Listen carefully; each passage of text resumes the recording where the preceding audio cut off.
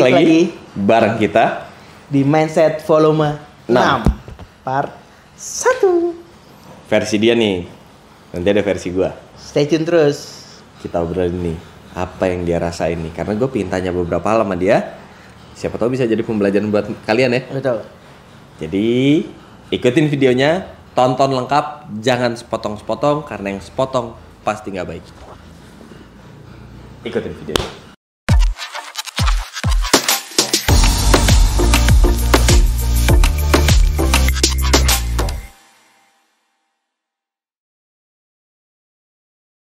Zona aman ini kita pakai cerita versi lu. Karena kan biar menjadi contoh. Oh iya. Ya kan, biar teman-teman juga pada paham nih. Kayak apa nggak nyamannya, kayak apa keluar dari zona aman itu. Karena kita bisa kasih contohnya yang based on reality gitu kan. Iya. Nah, Karena baru terjadi ya. iya, betul. Beberapa waktu ini kan gue juga habis keluar dari teori-teori gue. Keluar untuk hidup sendiri gitu sama keluarga kecil gue. Bukan dari kerjaan ya fokusnya ya. Bukan. Karena yang menjadi zona aman itu zona keluarga ya. Iya, zona. Kalau yang kemarin itu zona gak nyaman. Zonanya nggak nyaman. Gak nyaman. Gak nyaman. Nyaman sih. Nyaman bersama teman-teman. Iya. Bersama ya kita menemukan dunia baru lah. Iya. Yang gak nyaman ya gitu deh. Kalian pernah pasti ngerasain gak nyaman. Kita tidak bermaksud pada siapapun nih. Dia kita pernah ngerasa gak nyaman semua orang. Kita cuma mau ngomong doang kalau kita tuh sebenarnya tidak nyaman waktu kemarin. Betul, karena kita cuma bisa ngomong doang. Iya. Kita nggak bisa action. Kita mah apa? Kita mah orang bego. Iya. Nggak Disuruh bisa. aja salah terus. Nggak bisa ngapa-ngapain kita mah. Iya. Makanya sekarang kita nggak ngapa-ngapain. Iya. Cuma bisa berbicara biar kalian paham sesuatu. Iya. Sesuatu yang kadang-kadang menjadi tabu kalau dibahas. Kembali ke topik Zona aman. Zona aman nih. Kalau zona aman, ya baik lagi orang ketika orang punya satu kondisi di mana dia merasa se-safety mungkin. Ya. Ibaratnya nih kalau gue waktu di rumah, gue hal kecilnya ada adik gue gitu yang bisa gue minta tolong buat beli makanan. Jadi peluncur lu tuh ya. Iya, kalau di sini gue harus Bergerak sendiri. by myself gitu. Bagus sih buat kesehatan lu. Tetap saya naik motor. Namek, mantap. Nggak apa-apa naik motor, tapi kan setidaknya lu bergerak, nggak bisa main jerit. Karena menjerit itu butuh tenaga juga, Cad, jangan salah lu. Menjerit butuh tenaga, tapi yang dijeritin itu butuh kesabaran. Nah, tadi yang paling pengen gue tanya nih, lu kan baru keluar nih dari zona aman, lu baru keluar dari ketiak nih ibarat ini. Iya, kan kita kalau sebagai anak kecil kan seringnya dikelekin sama orang tua kan, ngerasa masuk nyaman. Dia baru aja ngelangkah nih. Nah itu gimana sih dari lu nya keluar dari zona aman tuh? Gak enak sebenarnya ya, gak enak. Gak enak. Gak enak sebenarnya, karena gue harus cabut dari tempat yang emang udah lama gitu ditinggalin. Seumur hidup? Seperempat abad lah. Seumur hidup? Belum seumur hidup. Seumur hidup lu yang udah lu jalanin? Ya udah jalanin seumur hidup. Iya. Ya baru 25 tahun lah. Iya. 25 tahun gitu. Terus Umur lu jadi 25. baru 5 tahun lah, karena baru beberapa bulan ini gue lagi ya di sini Mencoba peruntungan di tempat baru. Iya. Ya. Karena peruntungan tempat lama tuh kurang nyaman. Bukan. Kurang, eskalasinya kurang. Intinya berarti yang lu rasain ini setelah lu keluar dari zona aman lu nih. Mungkin kalau dibilang tidak enak doang terlalu klise gitu ya. Karena semua orang juga pasti yang pernah merantau gitu kan, yang pergi karena untuk kuliah gitu kan, pasti mereka salah satu yang pernah merasakan gitu. Keluar dari zona aman. Betul. Zona aman dan zona nyamannya teman-teman gitu kan, yang biasanya ibaratnya buat kalau yang pergi untuk kuliah nih, keluar kota untuk kuliah, yang tadi di rumah bangun tidur ada udah ready, ada emak yang, woi bangun gitu kan, Kalau pas lagi kuliah nggak ada siapa-siapa, terus lo tinggal ngontrak atau ngekos atau tinggal di apartemen gitu kan, lo harus sedia alarm, lo harus struggle buat bangun pagi gitu, buat lo berangkat kuliah gitu. Kalau yang kerja pasti juga udah ngerasain tuh gimana rasanya kesulitan ya sebenarnya. Gitu ya. Kalau dibilang nggak enak ya terlalu klise gitu. Semua orang pasti tapi nggak enaknya menurut gue tuh gimana sih? Ya kan? Itu betul. Itu yang gue tanya. Yang nggak enak menurut gue gimana sih? Kalau nggak enak menurut gue ya pasti pertama karena gue udah berkeluarga, pasti pertama kangen sama anak istri. Ya. Gitu. Pasti kangen sama anak istri yang video callan doang gitu, jauh dari ini. Gitu. Itu sih paling kalau rasa kehilangan sih yang paling berat ya. Benar. Tapi karena gue punya saudara di sini, jadinya semuanya ya sama kayak di rumah lah. Nah di sini kan yang dari tadi gue ingin tahu nih, apa sih zona aman menurut lu? Apa sih yang membuat sesuatu itu menjadi nyaman gitu kan? Kita di sini ya pingin lah ngebahas yang agak berbeda sedikit di mindset ini, karena dari kemarin kan kita udah bawain dengan yang asik, yang fun, yang ngasih cara penyampaian tuh yang berbeda, nggak cuma serius. Nah di sini kita pingin santai sedikit, kita pingin bahas itu dengan lebih mengkita. Karena dari kemarin tuh kita juga ngerasa sih kita nyalain orang terus. Karena kan sebenarnya itu kita bukan nyalahin, cuma kita berbicara jujur aja. Yang kalau ngerasa disalahin sih mungkin yang melakukan kesalahan yang kebetulan kita sebutkan. Ya emang lo nyanyi ngerasa udah sih. Yang sekarang gua pengen tanya sama lu nih, apa modus operandi lu? Modus operandi. Kenapa gue bilang modus operandi? Karena kadang-kadang saat kita melakukan langkah positif, kadang-kadang ada yang tersinggung. Nah, di mana suatu ketersinggungan itu muncul, suka dibilangnya modus operandi kan. Ya itu bahasa menurut yang tersakiti aja. Modus operandi. Nah, motivasi. Itu bahasa orang yang positif. Kalau negatif mah begitu, bro. Kita kan apalagi kita mah nggak ngerti bahasa, kita mah bego ya, Cet. Kita mah bego, ke kiri ke kanan oke kita mah. Karena kita udah biasa di tengah. Kenapa tadi? Di dalam ini, kalian mau tahu soal di tengah, tonton video pertama. Nah, gua agak sengau nih, bukan cuaca. Nih dingin nih, kita aja pakai jaket nih dalam ruangan padahal. Soalnya kita ada di gunung. Kalau kita tengah kota takutnya dimasak orang. Jadi kita bahas yang kayak gini jauh dari pemukiman aja, biar orang-orang nggak bisa menggapai kita, karena kita terlalu tinggi. Soalnya biasa direndahin. Iya, sekali bikin diri sendiri tinggi nggak apa-apa lah ya. Yang penting kita nggak lupa sama temen-temen. Yang membuat lu ingin keluar dari zona aman itu gitu. Apa sih? Kalau dibilang mau keluar dari zona aman, ya sebenarnya gue juga nggak mau. Semua orang pasti nggak mau gitu. Namanya udah aman, udah safe ya kan.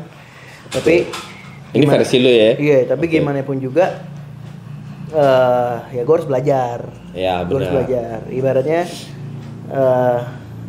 nggak selamanya lo harus di zona aman. Gini deh, kayak orang nih. Udah tiap hari belajar matematika terus. Matematika terus. Wah, tuh kecoh tuh pas otak itu. Pasti mati otak. Kecoh tuh otak itu. Karena dia nggak tahu ilmu-ilmu yang lain. Jadi poin gua ketika lo bisa berkembang di lain hal, kenapa tidak? Kenapa enggak? Kenapa lo harus mengkerangkengkan, membatasi diri atau mengkerangkengkan diri di satu poin di mana lo harusnya bisa berkembang daripada apa yang lo ada sekarang gitu. Bener banget. Jadi kalau yang gue tangkap dari yang lo omongin sih intinya, kenapa kita cuma harus stay di ruang lingkup yang udah terlanjur kita kuasai, atau kita bisa kuasai itu maksudnya kita bisa gimana ngehandle deh. Kenapa kita nggak coba yang lain? Karena kalau gini deh, kayak kita kan kalau di kehidupan kan, kalau kita contoh kehidupan, pasti semua bos itu pengen perusahaannya makin berkembang ya kan. Ekspansi lagi bukan ibaratnya buka cabang lagi. Betul. Gitu kan. Tanpa peduli keuntungan untuk pegawainya. Ada sih. Ada ya? Ada. Iya, oke. Ya intinya semua orang pasti pengen berkembang. Dalam mengembangkan dirinya, dalam berproses untuk berkembangnya itu. Yeah. Pasti kan ada perubahan-perubahan nih. Bener. Gimana caranya lo ngadepin aja. Kalau gue sih ya masih taraf dibilang setengah zona aman gue. Ya gue udah keluar. Belum udah sepenuhnya keluar. Ya. Baru keluar karena gue juga baru, kalau dibilang, kalau kata orang di dalam jagung lah ya. Iya, di dunia merantau nih gue masih newbie. Tapi masih selalu siap dong. Siap. Karena pasti masih ada keseruan lain nih di saat kita mencoba ya. Karena nanti makanya tonton. Gue 7 tahun. Muter-muter. Nah ntar ada versinya dia. Tonton aja ntar. Versi baru melangkah ke dunia luar, baru kembali ke zona aman. Karena gue punya satu tuntutan yang bakal gue jelasin nanti di video selanjutnya. Kenapa sih gue harus balik ke zona nyaman gue? Kenapa sih gue harus masuk lagi ke zona aman gue? Jadi tungguin ya. Tadi tuh kan lu udah banyak nih sharing sama gue nih. Ada satu hal yang masih bikin gue penasaran sebenarnya, Dit. Kenapa sih? Atau bahasanya apa sih yang menyebabkan lu keluar dari zona lu itu, keluar dari rutinitas kerja lu yang udah pasti dapat gaji tiap bulan gitu. Ya walaupun mungkin nggak bisa lu sampai taraf berlebihan atau apa, tapi kan lu keluar nih. Apa sih motivasi utama lu gitu yang mendorong tuh gitu? Ya, yang satu pertama ya gue pengen belajar. Karena gimana pun juga lo belajar nggak cukup di bangku sekolah, di bangku kuliah. Lo nggak cukup dari buku pelajaran doang. Belajar itu belajar hidup juga bisa. Belajar mencari pertemanan juga bisa. Bener banget. Banyak hal yang bisa lo pelajarin di dunia luar gitu. Karena kalau menurut gua setiap hal yang terjadi di sehari-hari lu, mau itu suatu lu lagi main, lu lagi sekolah, atau lu lagi kerja, pasti ada satu pelajaran yang lu terima deh. Kalau lu nggak terima apapun, berarti lu kurang memperhatikan apa yang terjadi di sekitar lu. Karena sebenarnya semua itu pelajaran, iya kan? Bro, guru paling berarti itu kalau menurut gua ya pengalaman. Kayak di video sebelumnya juga kita sempat ngomong ya bahwa pengalaman itu adalah guru paling berharga. Itu quotes udah di mana-mana. Cuman gue mau mengingatkan kembali ke teman-teman nih, siapa tahu kita sempat melupakan itu gitu ya. Dan kita terlalu sempit berpikir hanya kepada tuntutan kerja, tuntutan dari keluarga yang menyebabkan akhirnya kita terlalu sempit dalam memandang sesuatu. Padahal pelajaran-pelajaran penting itu udah ditanamin nih sama kita dari kita kecil. Dan itu yang akhirnya menjadi vital untuk kita. Kalau menurut gue gitu sih. Iya, kayak gini deh. Kayak dulu pas lagi PPKN kita diajarkan untuk saling tegang rasa, saling rukun terhadap tetangga. Betul. Pas waktu di SD kan kita diajarin tuh. Ini gue lagi praktekin mana yang sekiranya benar, mana yang sekiranya salah gitu. Penting itu. Itu gue terapin gitu sekarang. Kalau emang sekiranya gue harus lakukan seperti apa yang gue dipelajarin di waktu sekolah, pendidikan budi pekerti deh gitu. Budi pekerti. Iya kan? Gue harus terapin sekarang di hidup gue sekarang. Gimana pun juga, gue kan punya anak nih. Nah, gue harus menjadikan contoh. Gue harus menjadi contoh untuk anak gue. Gimana caranya memperlakukan orang lain? Gimana caranya harus berinteraksi dengan orang lain gitu. Gak bisa semena-mena lu. Apa yang lu terima dari buku pelajaran? Ya buku pelajaran memang mengajarkan yang selalu benar, tapi gimana lo mempraktekkan kan nggak semuanya benar. Karena semua orang berbeda gitu. Yang gue seneng dari yang Aldi ucapin barusan adalah dimana kita menjadi seorang laki-laki, kita itu sebenarnya pada waktunya akan menjadi role model untuk anak kita. Iya betul. Kita boleh ngaco, kita boleh ngapain dia terserah kita, tapi kita harus ingat ada satu tanggung jawab di hidup kita, di mana kita harus siap untuk menjadi contoh buat anak. Kalau kita belum siap, pasti kita pun akan susah untuk menuntut kepada keturunan kita. Loh kok kamu kayak gitu? Kamu kok ngelakuinnya kok kayaknya salah ya? Lah sementara kita pribadi belum bisa nyontohin. Betul. Kayak temen gue nih Aldi kebetulan udah punya anak kan. Dia udah harus menjadi contoh karena sebentar lagi anak lu udah Udah setahun lah. Iya, bentar lagi setahun, dia semakin dewasa, dia semakin paham. Bahkan lu batuk ke muka orang aja dia mungkin bisa nyontoh nanti di sekolah kan.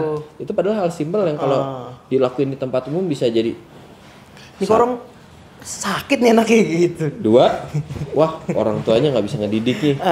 Padahal gitu. Itu mungkin cuma candaan. Betul. Yang salah ditangkap sama keturunan kita. Itu sih. Iya. Paling gini, penting kita berdua juga menyadari bahwa kita berdua juga bukan orang yang baik-baik amat.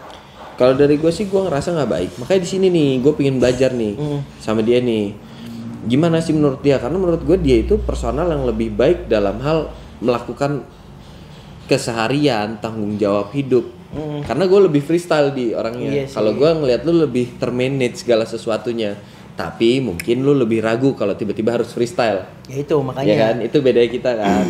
Makanya ada pelajaran-pelajaran hidup ketika gue keluar dari zona aman. Gue bukannya mau freestyle sepenuhnya freestyle gitu. Nggak bisa. Cuma setidaknya gimana sih cara berkehidupan di luar yang semestinya. Iya, di luar yang semestinya. Yang selama ini gue tahu bahwa bangun tidur disiapin makan, terus gue berangkat kerja atau gue berangkat kuliah waktu itu, terus balik ke rumah tidur, udah gitu. Gue mau tahu gimana sih caranya menjalani kehidupan tuh yang independen gitu ya. Iya gitu. Jadi kayak kalau kayak yang gue pernah gue lihat kalau di rumah gitu ya, datang kamar udah diberesin, lantai udah bersih, ada yang ngepel segala macam gitu. Ada yang beresin kamar gue. Nah ketika gue tinggal sendiri gitu, tinggal secara mandiri, itu kan nggak mungkin gue suruh orang, oke, boleh gue suruh orang, tapi kan gue harus mengeluarkan biaya lebih gitu. Betul. Nah gue harus mencoba untuk bebenah diri juga gitu kan. Ya gue ketika gue keluar dari zona aman, kebiasaan dan habit gue ketika gue tinggal di zona aman gue itu nggak bisa gue bawa sepenuhnya. Contoh simpelnya makan pete. Nah, gue tuh nggak pernah suka makan pete, tapi di sini gue mencoba untuk belajar bahwa pete tuh rasanya seperti ini. Bahwa aromanya itu seperti ini. Ini efeknya ketika lo makan pete. Nah dari situ gue tahu pete itu rasanya seperti ini, gitu loh. Hal simpelnya kayak gitu loh. Tapi dari yang lo bahas barusan sih, gue agak tertarik untuk membahas soal itu sih.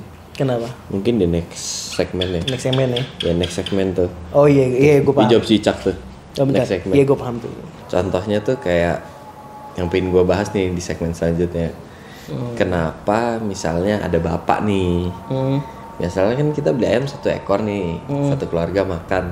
Kok si bapaknya makannya dada? Karena udah pasti rata-rata nih. Anak-anak pasti bilang mau paha. Paham gak lo yang gue bilang? Sedikit paham sih. Nah, biar lebih banyak pahamnya, kita bahas nanti di segmen selanjutnya. Ya, kalau lo tahu yang gue maksud, komen di bawah.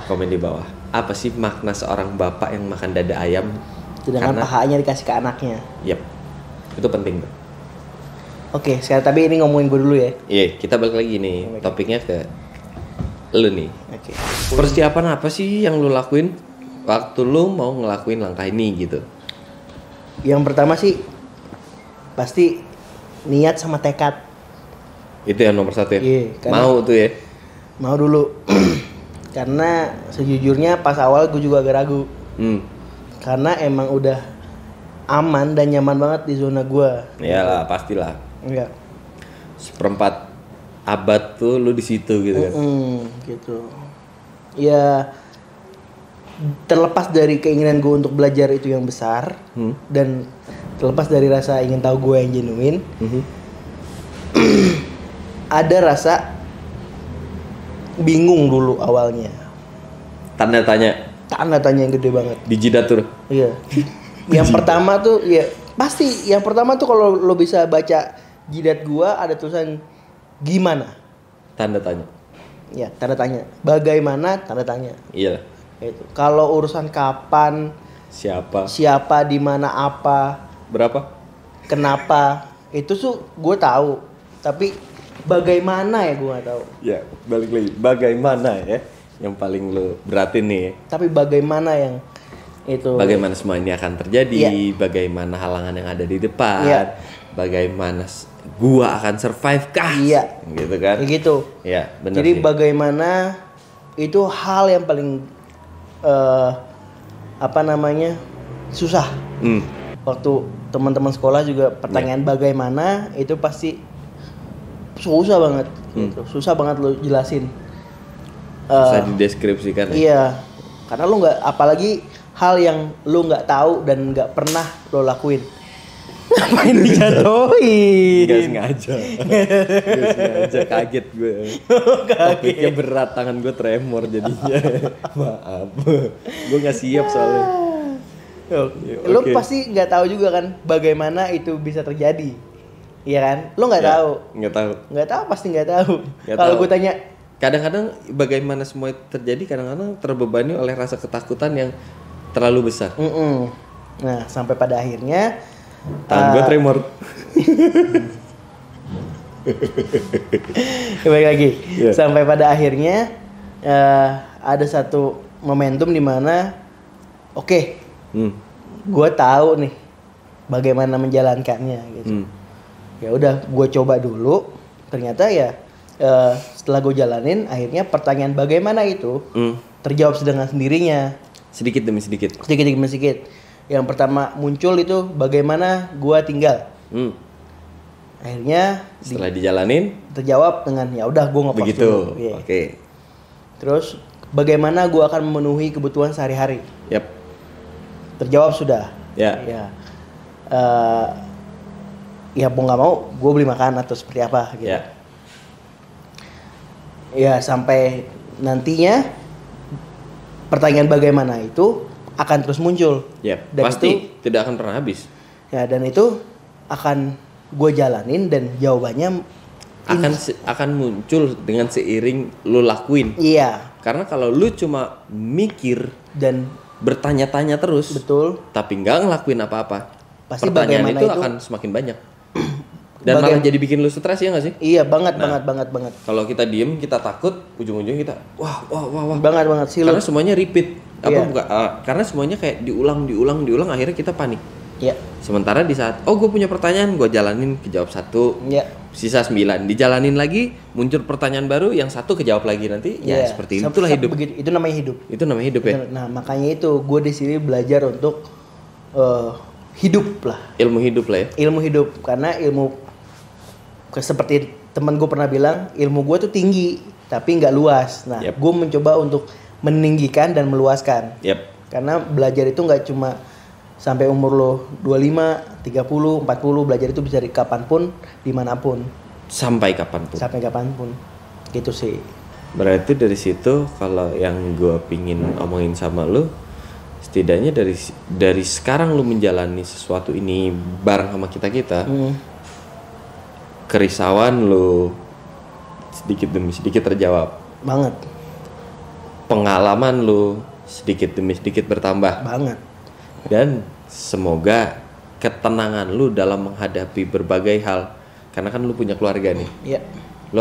Kita nih sebagai laki harus bisa setenang mungkin untuk menanggung apapun yang terjadi di keluarga. Iya. Mungkin video ini akan sedikit kayak curhat gitu ya sih. Iya, kita di sini pingin sedikit bercerita aja. Iya, tapi ini mudah-mudahan bisa dijadikan pembelajaran buat teman-teman, terus yang mau atau berkenan untuk mendengarkan celotehan kita. Karena sebenarnya kita di sini pingin ngomong, kasih tahu sama kalian gimana sih yang kita jalanin. Karena kalian harus punya sudut pandang lain tanpa menyudutkan orang lain dan tanpa harus kalian merasa rugi. Betul.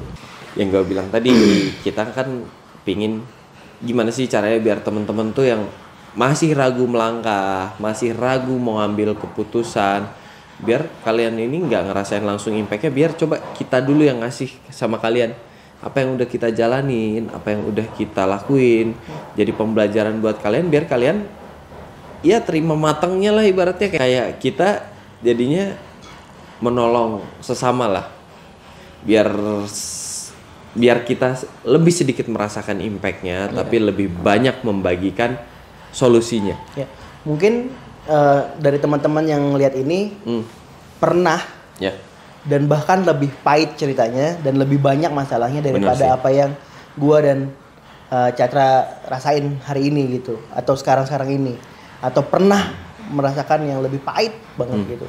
Karena kita nggak pernah tahu apa yang pernah jalanin sama seseorang. Betul. Dan kita tidak pernah membicarakan bahwa kita ini berdua paling benar dan paling sip. Tapi setidaknya banyak teman-teman yang melihat ini juga sebagai sebuah pembelajaran mungkin. Karena mereka belum bisa keluar dari zona aman. Belum pernah mendapatkan kesempatan untuk keluar dari zona aman. Makanya kita mau sharing nih. Gimana sih gitu rasanya. Ya, benar. Dan apa sih sensasinya. Dan bagaimana mengatasi keluar dari zona aman itu. Betul. Apa yang harus dipersiapkan gitu. Apa yang harus teman-teman niatkan. Ya. Karena nomor satu mau teman-teman persiapin, wah gue udah siapin nih kontrakannya, gue udah siapin nih kendaraannya, gue udah siapin nih relasi gue di sana. Tapi pas lu terjun ke lokasi, tapi ternyata lu nggak bulat dengan pilihan lu, pasti lu putar balik. Ya. Nomor satu kalau dari gue, niatnya dulu deh lu siapin, lu buletin tekad lu belajar dari apa yang orang cerita, belajar dari apa yang lu lihat dan lu dengar, biar lebih siap ya.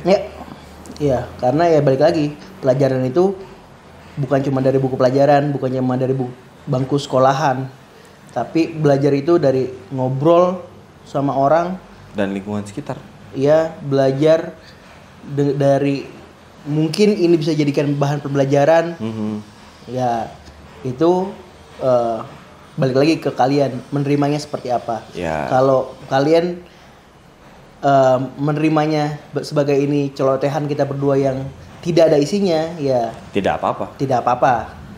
Berarti mungkin kurang berkenan aja kurang bahasa berkenan kita. ya bahasa kita minta maaf, kita mohon maaf, dan tolong koreksi kita. Bagaimana cara kita bersikap lebih baik. Betul. Mungkin kita juga bisa belajar dari teman-teman.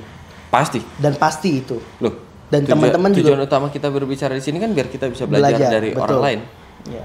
Bener kata lu, bukan hanya kita mau belajar, tapi kita juga mau membagi apa yang udah kita alamin, biar teman-teman juga tahu, siapa tahu berharga tuh buat teman-teman. Kalau merasa itu kurang berkenan, ya kami tidak apa-apa, kami merasa tidak rugi juga membagikan yang udah kami jalani, karena biasanya semua kita cuma niat. Kita niatnya cuma sharing for caring. Bener. Ketika kita peduli akan sudut pandang orang lain, kita harapkan ada yang peduli dengan sudut pandang kita. Ada yang peduli dengan kita. Karena semua orang cocok-cocokan. Betul. Ada yang suka makanan pedas, ada yang suka masakan manis. Nggak ada yang salah. Ya. Tinggal kalian berkumpulah dengan yang sepemahaman. Kalau kalian nggak sepemahaman, ngapain kalian ngumpul? Intinya gini deh, yang gue mau bilang, kalau orang nggak sepemahaman sama lu, ya nggak usah dipaksain. Balik ke topik yang sebelumnya. Kalau orangnya sepaham, ya udah jalanin. Karena kita mau ngelakuin sesuatu itu butuh pemahaman yang sama. Bukan gue mau mengajarkan orang untuk, gue cuma mau orang yang satu visi misi sama gue. Ini berhubungan dengan pekerjaan dan hidup. Tapi kalau kembali kepada keluarga, kita harus bisa menerima keluarga kita padanya. Itu sih. Kalau teman mah terserah mau kalian terima, mau kalian apa, it's okay deh, itu hak manusia masing-masing. Tapi balik lagi, ketika ada yang tidak sepemahaman kalian, tolong jangan antipati kepada orang tersebut. Karena gimana pun juga, dia pasti punya orang-orang yang sepemahaman dengan dia. Tapi bukan di lingkungan kita. Bukan lingkungan kita. Udah gitu, cukup gitu aja sih. Cukup sampai situ aja, jangan dibawa ke konteks negatif, hanya bawalah itu sampai taraf positif. Ya, betul. Kita pengen pesen itu aja. Semoga pembelajaran yang gue tanya dari tadi sama Aldi ini bisa mengilhami kalian. Ya, mungkin curhatan gue ini bisa mengilhami kalian. Mungkin ini bisa jadi bahan pembelajaran buat teman-teman semua, apa yang harus dipersiapkan atau seperti apa yang kita udah bahas sebelumnya. Kalau memang ada yang kurang berkenan, tolong komen. Kalau misalnya emang kalian tidak suka, dislike nggak apa-apa. Kalau kalian suka, like, dan jika berkenan, subscribe dan share. Biar banyak orang lain yang terbuka pikiran bahwa berubah dan keluar dari zona aman itu tidak seburuk dengan apa yang dibayangkan. Yap, karena semuanya itu positif selama otak kita positif. Betul. Kalau kita negatif, semuanya akan berakhir negatif. Ya. sampai sini dulu aja. Kita pamit dulu. Sampai ketemu di Mindset Volume 6 Part 2 bareng gua. Cerita versi gua. Stay tune.